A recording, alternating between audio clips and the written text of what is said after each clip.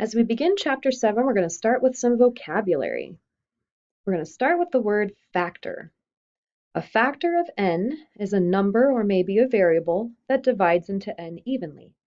And you'll often hear us say that a factor divides into a number or a factor goes into a number, but the idea is that the factor is going to fit inside the number. So anytime we're talking about factors of a number, we're talking about numbers that are no larger than that number itself. So for example, when I look at the factors of 12, all these numbers are no larger than the number 12 itself. They all have to fit inside 12. One thing you'll notice about these different lists and these examples of factors is that the smallest factor that's ever going to go into a number is the number 1.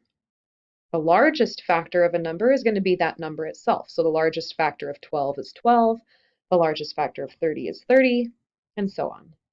All the other factors are going to show up somewhere in between that lowest factor of 1 and that highest factor of the number itself. One other thing I want to call your attention to is that there's a relationship between the different factors that we've listed here. If we were to look at those factors from the outside extremes towards the center, we'll notice that there's a relationship between those pairs of numbers. For example, if I look at the factors of 12, the lowest factor is 1, the highest factor is 12, and the relationship between them is if I multiply them, I'm going to get 12 back. And if I keep moving in towards the center, the 2 and the 6 again have that same relationship where if I multiply 2 times 6, again I'm getting 12. And same thing goes as I continue towards the center, 3 times 4 again is giving me that 12. So if I can create lists utilizing that quality of those pairs of factors, it'll help me generate that list a little bit faster without wasting too much time looking around for stuff. So let's look at an example where we're trying to find all the factors of 36. I know that the smallest factor of any number is always going to be 1. And the largest factor of any number is always going to be that number itself. So in this case, 36. Now I'm going to put this in a table format just because I know that these factors share some kind of a relationship in pairs. And so 1 times 36 is 36, so I know 1 and 36 are both going to be factors. And what I can do now is read down this column and try all different numbers. Try 1, try 2, try 3, all these different numbers that maybe could go into 36 and see what happens. So if I try dividing 2 into 36, how many times does 2 go into 36? You can do that division by hand, you can do it in your head, or you can do it in a calculator if that's what you're most comfortable with. The way that you do the division in a calculator is you're typing 36 divided by 2, and you're going to get an 18. Because it's a nice whole number, that means that 2 went in evenly. 2 times 18 is 36. Going down that left column again, we already tried 1, we already tried 2, let's try 3. 3 is also going to go into 36, and if you do that division, 36 divided by 3 is going to be an exact number 12. Keep going down the list, try a 4. 4 goes into 36 exactly 9 times. Now if you tried the next option, which would be 5, you're not going to find a factor because 5 doesn't go into 36 evenly. If you did the division, 36 divided by 5, you're going to get 7.2. And since it's not a whole number, it's not considered a factor. It doesn't go in perfectly. It doesn't divide in evenly. So we're going to skip 5. We're going to go on to 6. And 6 does go into 36 exactly 6 times. And now as long as you've been going down this left column sequentially and not skipping over anything, as soon as you see repetition, you can stop creating your table. You're done. And you can leave that information in the table. You have found all the numbers that go into 36. You can also write it in a list format if you wanted, 1, 2, 3, and so on. But we have found all of those factors of 36, all the numbers that go into 36 evenly.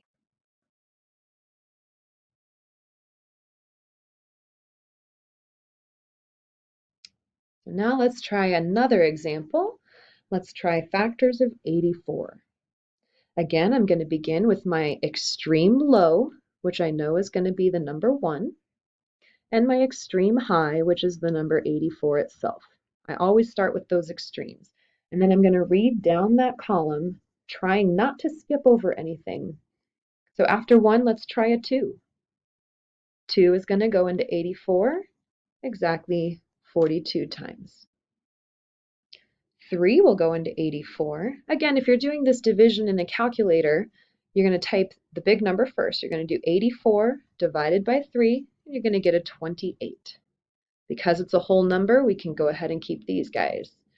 4 will also go into 84, exactly 21 times.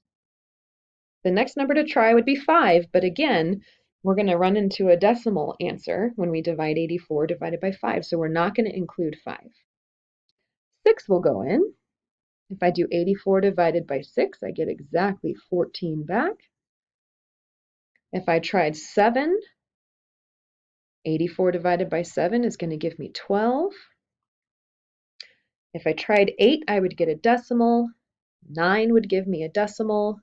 10 would give me a decimal. 11 would give me a decimal.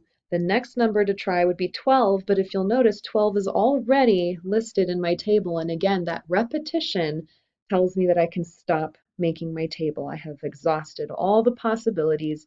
These numbers in the table are all of the factors of 84. Let's try another example. Finding all the factors of 90. Again, starting with the extreme low, which is always a 1, and the extreme high, which is always the number itself.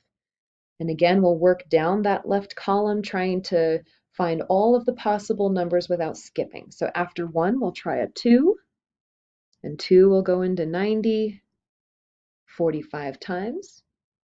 After 2, we try a 3, and 3 goes into 90 30 times.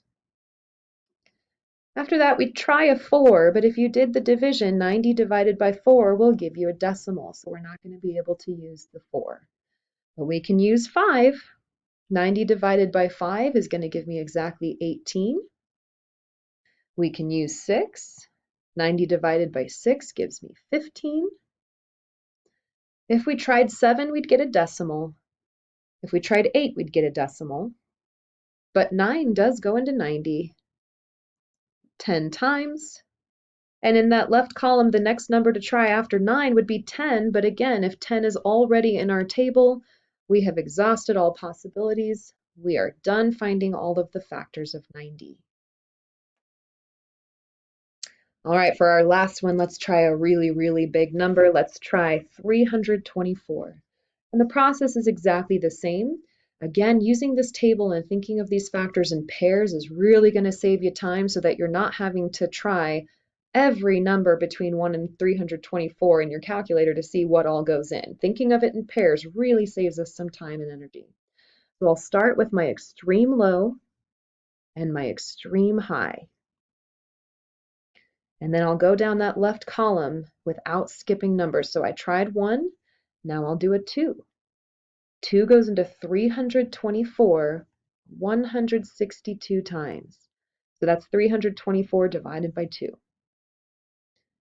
3 will go in. If I did 324 divided by 3, I get 108. 4 will go in. 324 divided by 4 will give me 81. 5 will not go in, but 6 will. 324 divided by 6 is 54. 7 will not go in evenly, and 8 will not go in evenly, but 9 will. 9 will go in 36 times. 10 will not go in evenly, nor will 11, but 12 will go in 27 times. And I just keep going down that list. I would try 13, I would try 14, 15, 16. Keep doing those divisions. Every time you get a decimal, you just chuck that away. It's not going to work. The next one that does work is 18. And when I do that division, 324 divided by 18, I get 18 back. And again, that repetition is telling me that this table is now complete. So again, if you're finding these in pairs, as long as you're going down that left column without skipping over anything, as long as you're skipping only because numbers aren't working, you should be good to get an exhaustive list of all the possible factors of your number.